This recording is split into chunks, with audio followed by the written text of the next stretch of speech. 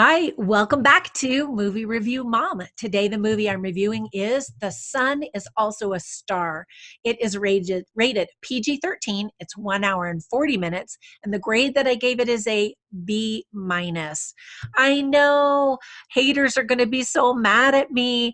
This is based on a book by New York Times bestselling author Nicola Yoon, and it's about this fate-filled, star-crossed romantic drama featuring two very good-looking people who fall in love against all odds. Pretty unique, right? Well, that's partly why I gave it a low score. Not that every movie has to be unique, but I kind of feel like we've been here, done that. But if you enjoyed her story and her movie, Everything, you'll definitely enjoy this because it's very similar. Not the theme so much, but the style and the approach is very similar. And if you thought that that movie was silly nonsense, you're going to feel the same way about this because, again, it's kind of the same vibe. It's directed by Russo-Young, and it feels very much like her other movies, Before I Fall and You Won't Miss Me. Now, I'm definitely not the target audience, and I recognize that. I think young girls are going to say, this is the most romantic movie ever, and that's great, and it probably is for you. um, but it's I like movies like that. I really do. But there was just something that I don't know was so formulaic and um, I don't know, predictable about this movie that I didn't even cry. I mean, in some of those movies, they were touching and they presented something in a new way or a fresh way or just did it so well that it made me cry. And I didn't even drop a tear on this one. And I feel badly about that. I can't be critical of love at first date romance because I felt pretty hard and fast for a guy in 1 day too. Well, maybe it was actually 2 days, but I get that. That's not my complaint at all. First of all, some quick tips for parents. Christian parents might be a little annoyed because the Big Bang Theory is talked about as fact with no other origin story mentioned to go along with the astrological theme in the movie. So if you can talk to your kids about that, and it's a scientific theory, and explain how you feel about that, that's fine.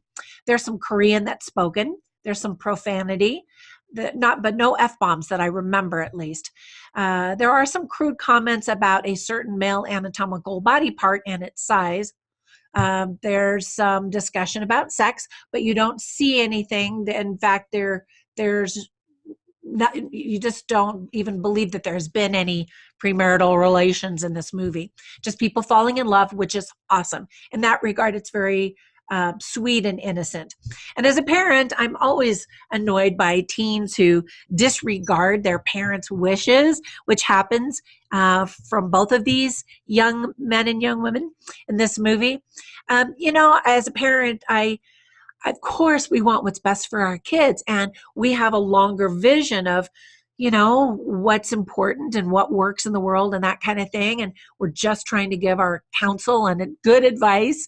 And of course, kids always just want to do what feels good. And so that always kind of bugs me when the kids don't appreciate the wisdom that the parents are trying to impart and recognize it for what it is. But anyway, there are some positive themes in the movie. One is to always remember to open up your heart, to be open to fate is a choice, and that love is real. And some other things that I liked about the movie are, first of all, New York City is one of the bright stars in the movie. I love New York City. I've been there many times, and I love it when movies are filmed in New York City and feature it as a character. And it very much plays a very large role in this movie.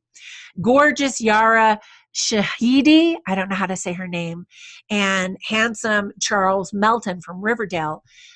They're easy to watch and like. Her character asks him, what's the X factor? Because they're talking about that. And his character replies, don't worry, we've got it. And he kind of comes across a little cocky, but they really do. They're both good looking. And I hadn't seen either one of them in anything. So I'm always happy to discover, for me at least, new talent. And they did a good job.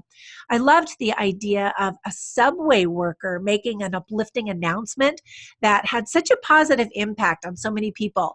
No matter what we do for a living, we can make the world a better place. And what happened is the subway stops and people immediately start complaining because they've got to get somewhere, right? And so he shares a story about 9/11, and it's really touching, and it makes everyone on the subway be still and recognize that moment for what it was. And anyway, I thought that was really touching. I kind of would have liked to have seen some more of that at the very end of the movie to kind of pull it together.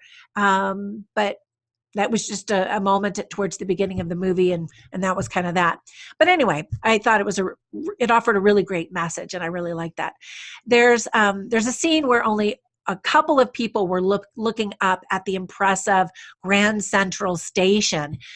I don't know if you've ever been there, but it's amazing. And there's kind of the solar system. Well, I can't remember all the details, but there's astrological images on the ceiling. And so there are a couple of guys and they're watching. They're looking from down or from up above. They're looking down below. And people are just walking, busy trying to catch their trains, as people do in train stations, right? But this one boy catches the eye. Well, he doesn't catch her eye. She catches his eye. Anyway, she's looking up in wonder. And there are several moments, quite a few moments in the movie where there's this astronomy element of the movie, which of course lends itself to the title of the movie about the sun is also a star. Anyway, when she was looking up in wonder, it just reminded me many years ago when I was really focused on getting from point A to point B. And I remember looking down and thinking, I was with somebody and she said, wow, you're really focused on the ground. And to be honest, I'm a real klutz. And so I was kind of worried about tripping. I always am. But I was really looking at the ground and kind of unaware of all the beauty around me. And with her comment, it made me stop and reflect and think, what a beautiful world we live in. And life just flies by way too fast. And how grateful I feel truly to be able to have each day. And I'm trying each day to find joy and take the moment and soak it all up because tomorrow's not promised. And anyway, so I appreciated that moment in the film as well. And it kind of carries through, not as strongly as that moment. Natasha looks at the sun and the star artwork on the ceiling. And again, it's her interest in science and proving things, but there's a little bit of a disconnect because she's so into proving things with the scientific method. She believes love's not real, and yet at the same time she does look around and feel this sense of wonder. So there's some growth definitely in her character along the way. We missed John Leguizamo in the recent John Wick Chapter 3 Parabellum movie, but we get to see him in this film, and I just really like him in pretty much everything he does. He's really only in a few scenes, but he's good, and it's great to see him again. I like the questions that these two characters, the love interest boy and the love interest girl, that he particularly asks her. And I've done many questions like that with guys I dated over the years and with my husband. And whenever we have date night, I try to ask those types of questions. I think it's really good to continually ask questions that spark really good conversation and cause you to reflect on the meaning of life and the meaning of love and your relationship and all that kind of stuff. Hardworking Korean and Jamaican immigrants are represented really well in this movie. I enjoyed the little tidbits of information and history that were presented kind of in a factual way, kind of almost like a newsreel kind of a thing. But it helps the viewers really learn more about the two different cultures. And I really liked that aspect of it.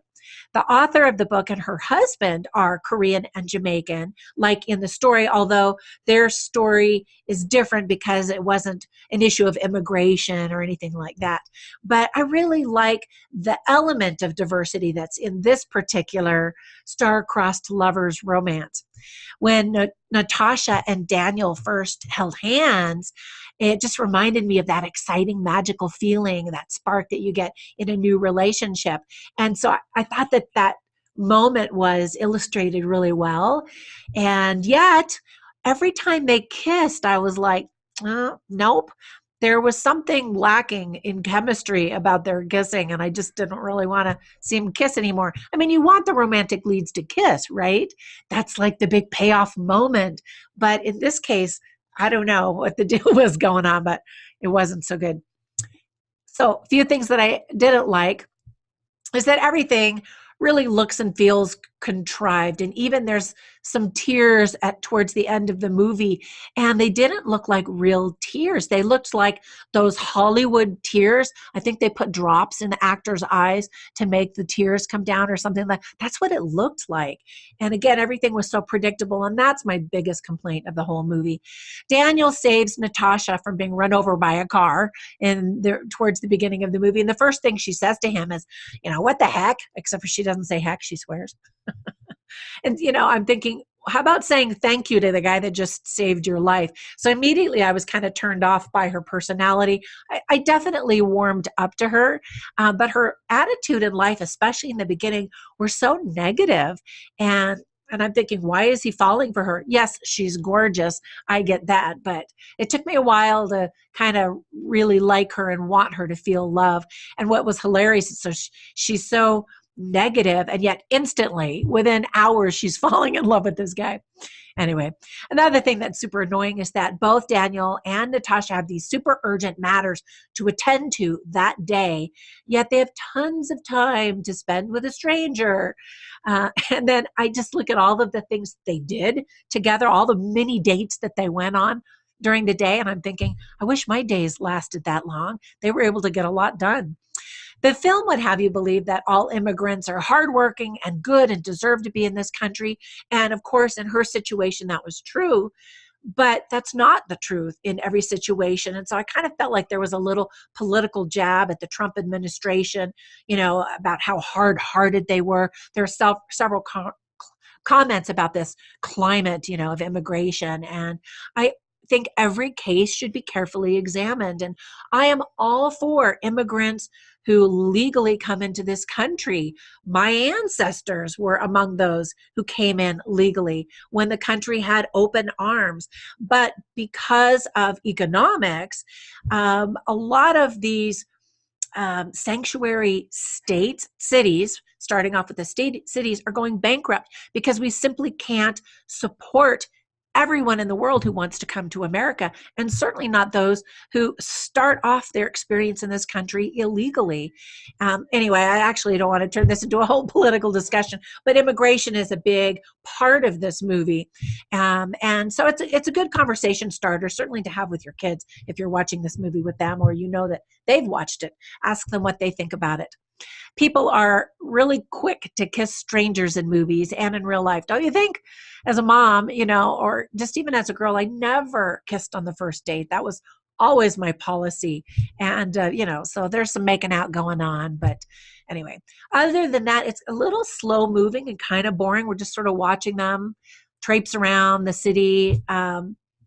You'd think that someone, the attorney in this case, who just got hit by a bus, would take the afternoon off from work, right? Yet he is right there willing to give and give to help this girl with her immigration issues. And then when she doesn't get her way, she throws this super disrespectful tantrum. I just get really frustrated by bad behavior in movies. I want to see characters that I can emulate or point out to my kids. And I know not everybody's perfect. And of course she was angry and upset.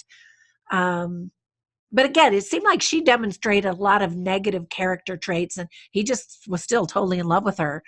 I could see why she was in love with him, because he was always a gentleman and very kind and very attentive to her the whole time. And she just was kind of a taker the whole time, I thought. I know, it's just a movie. His brother, Daniel's brother, played by Jake Choi, is just a total jerk in the movie as well. He has a little character development as well. So that's good. And I always look for character development. If it's just let me experience your day, that's one movie, but I want to see a character arc. I think I've been talking way too long. Anyway, go to my website, moviereviewmom.com. You can see the rest of my written review. I'm going to stop for now because I've talked way too much. Be sure and subscribe to the YouTube channel as well as over at the website. Thanks for watching, and be sure and click on the little image with the next video so you can see the next movie review. Thanks for watching. Bye for now.